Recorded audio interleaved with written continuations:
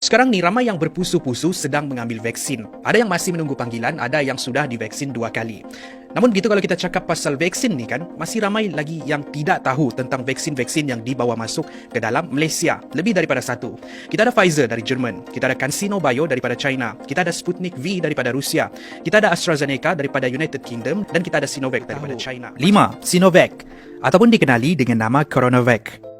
Ini adalah ciptaan syarikat farmaseutical dari China iaitu Sinovac. Dengan harga dianggarkan RM50 sedos, Sinovac hanya diiktiraf di 39 buah negara termasuklah Arab Saudi. Ada tanggapan yang vaksin ini lebih sesuai untuk orang Asia sebab data yang digunakan untuk mencipta vaksin ini ialah dengan mengambil kira pesakit-pesakit dari Asia. Namun begitu, tiada fakta klinikal mengatakan Sinovac mempunyai kelebihan kepada orang Asia berbanding vaksin yang lain seperti Pfizer ataupun AstraZeneca. Vaksin Sinovac dibuat daripada sel virus yang telah mati. Sel-sel ini telah diubah suai di makmal dan bila disuntik di dalam tubuh badan, virus ini akan memperkenalkan tubuh badan kita dengan elemen virus COVID-19 dan membantu tubuh badan kita mencipta imuniti supaya kalau nanti kita terdedah dengan virus ini, tubuh badan kita boleh mengenali dan melawan virus COVID-19.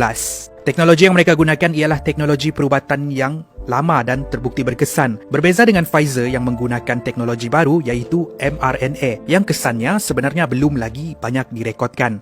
Apa yang menarik, vaksin Sinovac ini hanya perlu disimpan di dalam suhu 2 sehingga 8 darjah Celsius. Ini sesuai untuk penyimpanan dan pengedaran vaksin di sekitar negara kita yang bersuhu panas. Khususnya kalau ia perlu dibawa ke kawasan-kawasan pendalaman. Vaksin ini mempunyai 80 sehingga 90% keberkesanan di dalam menentang penularan COVID di dalam tubuh badan kita. Namun begitu, vaksin ini seperti juga vaksin-vaksin yang lain, ia mempunyai kontroversi yang tersendiri. Apa tidaknya, ketua saintis yang mengetuai ujian vaksin Sinovac di Indonesia, Novilia Safri Bakhtiar, meninggal dunia disyaki angkara COVID-19.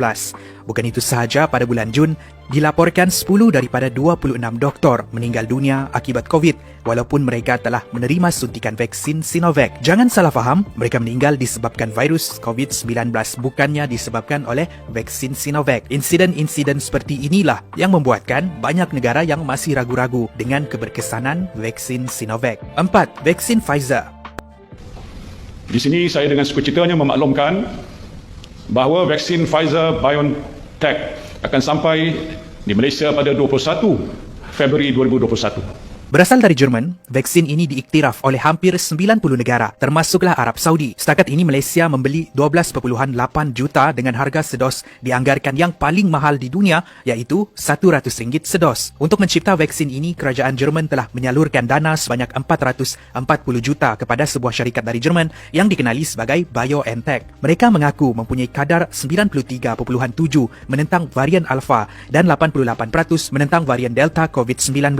BioNTech bekerjasama dengan sebuah lagi syarikat farmaseutical dari Amerika yang dikenali sebagai Pfizer untuk mempercepatkan lagi pembangunan dan pengagihan vaksin. Gabungan dua gergasi farmaseutical ini dianggarkan akan mengaut keuntungan sebanyak 13 bilion US dollar di akhir tahun 2021 dengan hasil penjualan vaksin di seluruh dunia. Vaksin Pfizer ini mendapat kritikan dari orang ramai, khususnya golongan anti-vaksin. Ada yang cakap kononnya ia dibuat daripada sel babi ataupun janin bayi. Ada yang percaya tubuh badan seseorang tu akan menjadi magnetik. Ada juga yang percaya ini akan menyebabkan kanser ataupun seseorang itu hilang akal. Namun begitu, ini hanyalah spekulasi daripada golongan-golongan anti-vaksin untuk mengesahkan tuduhan-tuduhan mereka ni tiada bukti klinikal. Vaksin Pfizer ni menggunakan teknologi mRNA yang boleh menghasilkan protein untuk menguatkan sistem imun tubuh badan. Secara ringkasnya, vaksin ini akan menggunakan elemen daripada virus COVID itu sendiri yang dikenali sebagai spike protein. Spike protein ini telah diubah suai di makmal dan akan disuntik di dalam tubuh badan melalui pemberian vaksin. Bila berada di dalam badan, imun badan seseorang tu akan mengenal pasti spike protein ini sebagai virus yang berbahaya. Maka dengan itu, tubuh badan kita akan bertindak balas dengan menghasilkan antibodi baru yang boleh mengenal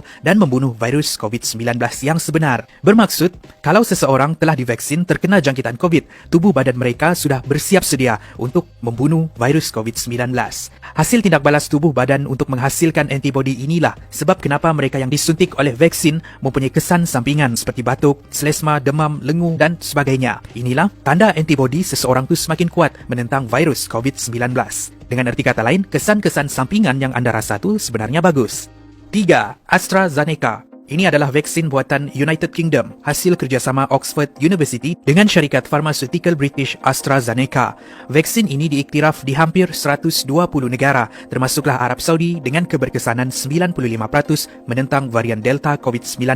Malaysia membeli 6.4 juta vaksin AstraZeneca. Apa yang menarik, pencipta asal vaksin ini iaitu Sarah Gilbert dari University Oxford tidak mahu mempatenkan vaksin AstraZeneca dan dia tidak mahu menerima royalti. Dia mahu berkongsi keuntungan intelektual kepada mereka yang boleh membuat vaksin mereka sendiri dan dia hanya mahu semua orang memiliki vaksin yang diperlukan oleh penduduk dunia sekarang. Dengan itu, AstraZeneca dan Oxford tidak akan mengambil keuntungan menyebabkan harga vaksin AstraZeneca jauh lebih murah dengan kos RM16 sedos, tidak meletakkan harga Yahudi macam vaksin Pfizer. Namun begitu, macam juga vaksin-vaksin yang lain, banyak salah faham yang dikaitkan dengan vaksin AstraZeneca. Kononnya, vaksin ini menggunakan DNA dari monyet yang diubah sesuai dan kalau disuntik di dalam badan seseorang tu, seseorang akan bertukar menjadi monyet. Jangan risau, kepada mereka yang disuntik oleh vaksin AstraZeneca, anda tidak akan menjadi monyet. Badan tidak akan tumbuh ekor ataupun boleh melompat tinggi sebab elemen yang digunakan disahkan selamat dan berkesan. Elemen yang digunakan bukanlah DNA monyet, tetapi satu virus yang dikenali sebagai adenovirus yang menyebabkan demam biasa di kalangan monyet. Virus ini telah diubah sesuai, di mana ia digabungkan dengan spike protein dari virus COVID-19.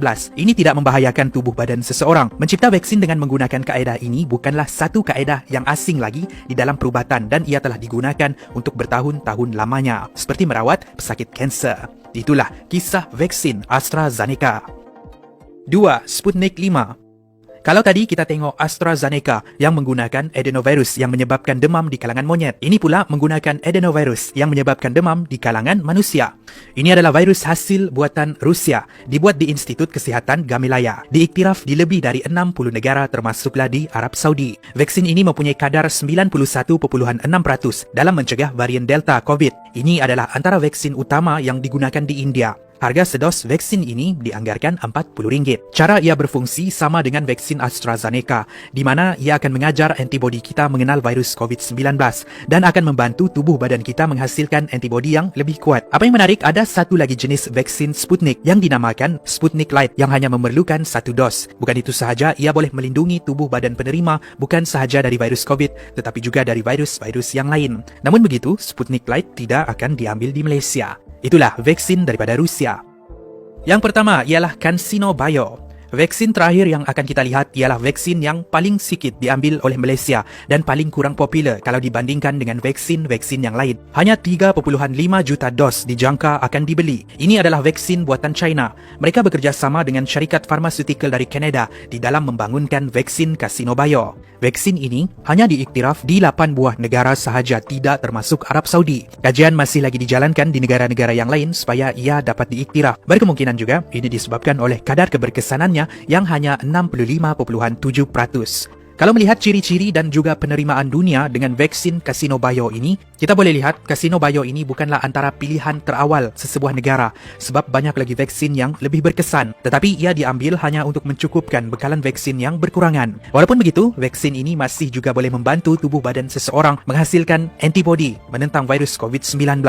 Satu vaksin yang kurang menyerlah di dalam senarai kita pada hari ini. Jadi pastikan jangan lambat-lambat daftar vaksin anda supaya dapat vaksin-vaksin lain yang lebih bagus. Itulah vaksin CanSino Bio. Terima kasih kerana menonton. Itu adalah perkongsian kita pada hari ini. Memandangkan ramai yang mengambil macam-macam jenis vaksin, sekarang anda tahu apakah kisah ataupun macam mana vaksin ini berfungsi di dalam tubuh badan kita. Pada mereka yang belum register tu, pastikan kamu register sebelum vaksin-vaksin ini habis. Pada mereka yang tidak mahu mengambil pun akan dipaksa untuk mengambil sebab kamu tahulah macam mana kerajaan memaksa kita untuk ambil vaksin. Untuk saya pula, saya sudah divaksin satu kali. Saya tengah menunggu lagi untuk dos yang kedua. Setakat ini tidak apa-apa, cuma kesan-kesan sampingan. Macam mana pula dengan anda semua? Adakah anda telah menerima vaksin dan apa jenis vaksin yang anda terima? Tinggalkan pendapat anda di ruangan komen di bawah. Apa-apa pun, semoga video pada hari ini bermanfaat untuk semua. Akan lebih banyak lagi episod bermanfaat dimuat naik pada masa hadapan. Saya jumpa di episod yang seterusnya. Kupi-Kupi Go, menarik setiap kali.